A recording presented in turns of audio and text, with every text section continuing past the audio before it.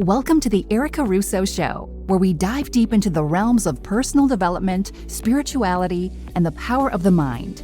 Join us on a transformative journey as we explore the art of manifesting the life you truly desire, all while listening to your intuition. Join host Erica Russo, intuitive life and business mentor and best-selling author each week, as we'll embark on a quest to uncover the secrets of manifesting abundance, nurturing a resilient mindset, and tapping into the spiritual dimensions that shape our reality. Each episode will bring you insightful discussions, practical techniques, and inspiring stories from experts and seekers alike. Whether you're seeking clarity in your spiritual journey, striving to shift your mindset, or eager to unlock your full potential, this podcast is your guiding light.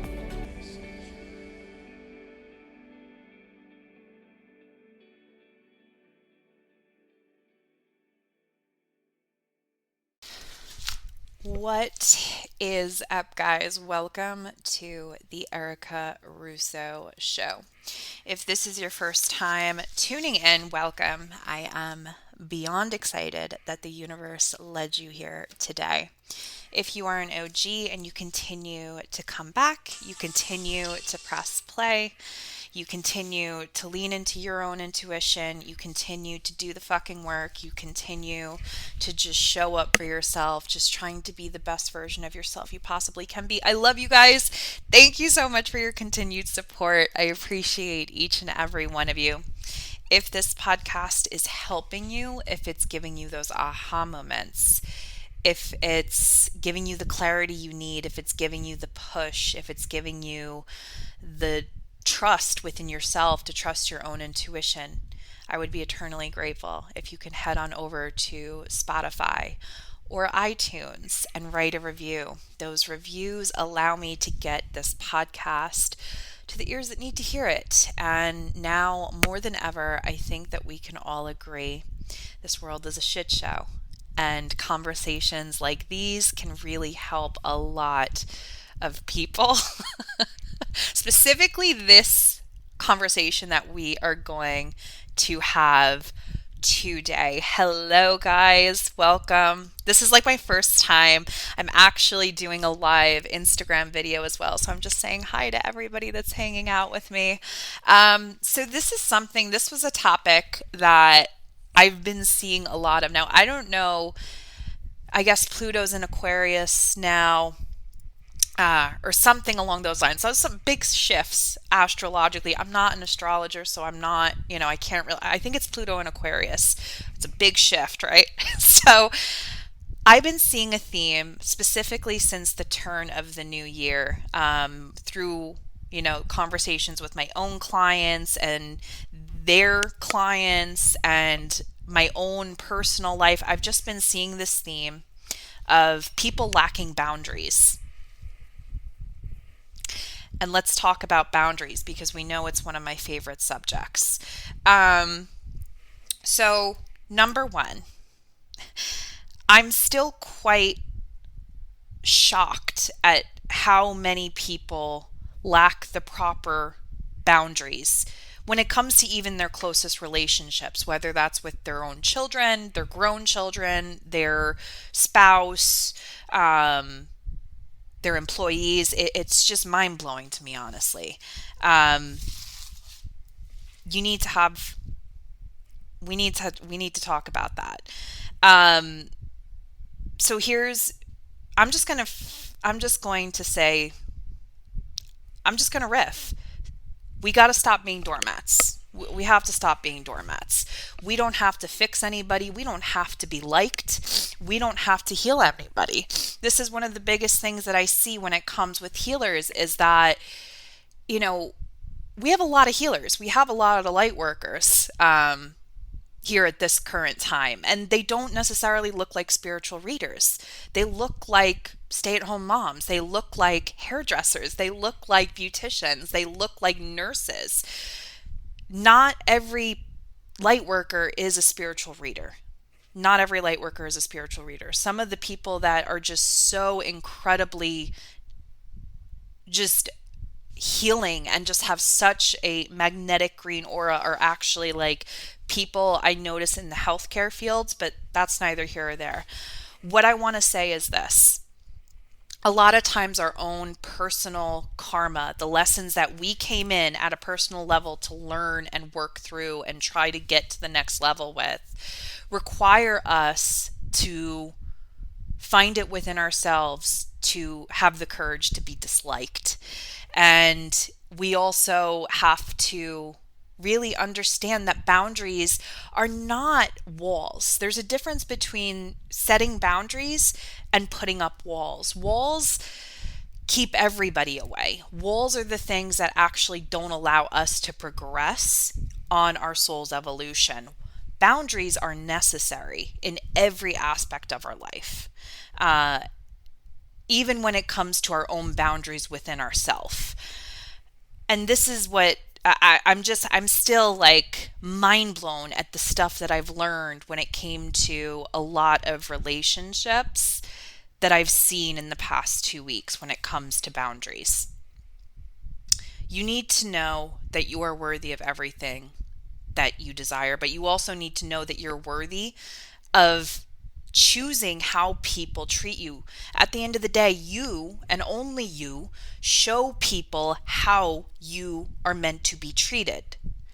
If you treat yourself like shit, and if you are a constant doormat to everybody around you, I don't give a shit if it's your kids. I don't give a shit if it's your husband. I really don't. I really, truly don't. You dictate your reality. You choose how people see you. You choose how people talk to you and treat you. And if you are allowing people to constantly disrespect you, walk all over you, not see your own worth, there's something within you that you need to dig into. There is something within you that you need to ask yourself. The question should never be, why do you treat me like this? The question should never be like that. What it needs to be is, what is the story that I am telling myself time and time again that I am allowing this behavior to continue? What am I saying? What belief am I holding that's allowing this sort of behavior to manifest into my existence?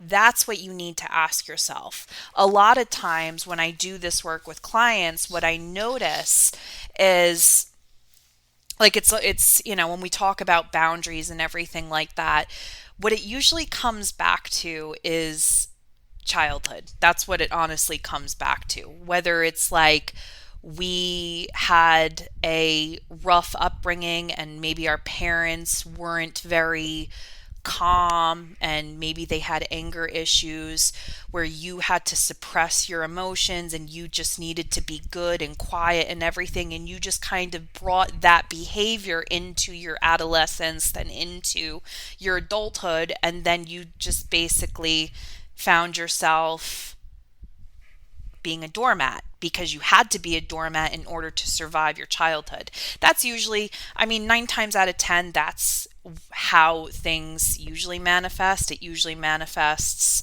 especially when it comes to boundaries, something within your childhood, you had to act a certain way in order to be the good kid or be the good girl.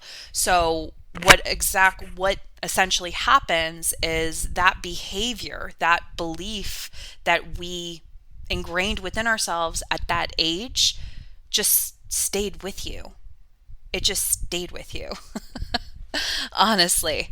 And you can then probably pinpoint that belief that maybe then manifested into not the best romantic relationships, and then probably might have manifested into more, I want to say, like, abuse throughout your life. It always really comes down to, what are you telling yourself? What are you consistently telling yourself that is then going into feelings and then going into behavior? 43 years, and I'm just realizing that it feels so good and that I am taking my power back. I love that. For the first time, I do not think about what people think about me, but whether what is convenient for me. Yes, mic drop right there. I think that we all have to I think honestly, at the end of the day, I think that that's really everybody's fucking life lesson, is to learn that you're here for you. You're here to learn your own lessons. You are here to grow and evolve. And at the end of the day, that's it. Period. You're here for you. You're here to experience what it is you need to go through. Okay? So, with that being said, what today's little homework assignment is this. If this conversation is intriguing you, if it's like, oh, I feel like this message is for me. I feel like the reason why I'm here on this live, or the reason why I'm listening to this particular episode, is because there's something that I need to look at in my life and in my relationships. Take a look at the things that you don't necessarily like about how people treat you in your relationships, whether that is, a manager at work, or, your spouse or your children. Take a look, take some inventory. Okay. Do you not like how your kids are speaking to you? That's a big one, right? Yes, I will definitely save this live. Shit. This is actually like my first live Kung Fu. How do I save it? Can you guys let me know how I save it? I don't want to fuck this up. So anyway, what was I going to say? I think the biggest thing is, like, you need to take a step back. And if there is, some iffy shit in your relationships, see what it is that you aren't really vibing with. And then just say, like, if I want somebody, perfect example, okay? Let's just say I know somebody who had a pretty rough childhood. She was one of 11, I shit you not, one of 11 children. She was actually the youngest of the 11 children. So essentially her whole childhood was, she wanted to never be a burden. She never wanted to be a problem child. So she did as she was told. Because it feels like her mother, it was all just too much for her mother to handle, right? So with that being said, she didn't get shit from her parents because her parents really didn't have anything after having 11 kids. So now she is overcompensating with her own children by a lot. Her grown children, I should say, because of her childhood, because she doesn't want her kids to experience what she did. So a lot of the times you'll flip-flop, right? Like, you don't want your children to have the sort of experience that you had, so you will completely flip it to to like a massive different degree. And I see this a lot. But you just know your worth. Know your worth, and know that you aren't here to save anybody. You aren't here to fix anybody. You're not here to heal anybody. You're here to have the human experience, and you're here to work through the karma that you chose to bring in. And sometimes that will manifest through your relationships. Sometimes that will manifest through the experiences that, you come across on your path. But you don't have to fix anybody.